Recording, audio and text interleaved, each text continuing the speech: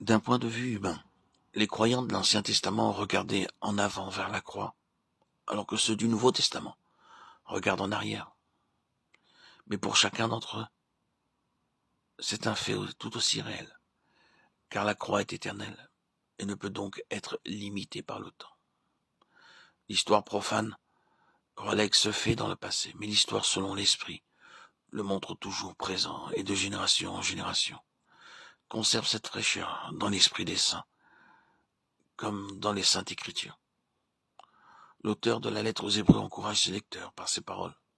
Ainsi donc, frères, nous avons l'assurance d'un libre accès au sanctuaire par le sang de Jésus, par la voie qu'il a inaugurée pour nous, une route nouvelle et vivante à travers le voile, c'est-à-dire sa chair.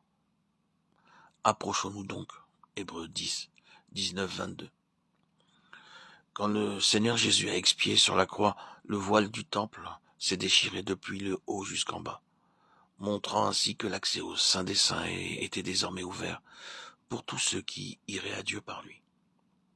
Et cette route, ouverte par le déchirement de sa chair, est à la fois nouvelle et vivante. Dans l'original, l'expression « route nouvelle » évoque la pensée de quelque chose de récent et de tout frais. Le temps ne peut porter atteinte à cette route nouvelle, ni la mort, car cette voie est aussi vivante. Dans le passé, le souverain sacrificateur ne pouvait entrer qu'une fois par an dans le Saint des Saints, et seulement en portant le sang de l'animal récemment sacrifié. Nous avons, vous et moi, un accès permanent vers Dieu sur la base du sang de l'agneau, car ce sacrifice est toujours nouveau et vivant à ses yeux. Il ne voit en lui aucun manque de fraîcheur et aucune trace de mort. Christ est réellement mort, et il est aussi vrai que les liens de la mort n'ont pas pu le retenir, et qu'il vit à jamais. Mais sa mort est un fait tout aussi nouveau aujourd'hui qu'il y a 2000 ans. Jean, qui fut le témoin de sa mort sur cette terre, décrit la vision du Christ ressuscité dans le ciel. Et je vis au milieu du trône et des 4 êtres vivants et au milieu des vieillards un agneau qui était là comme immolé.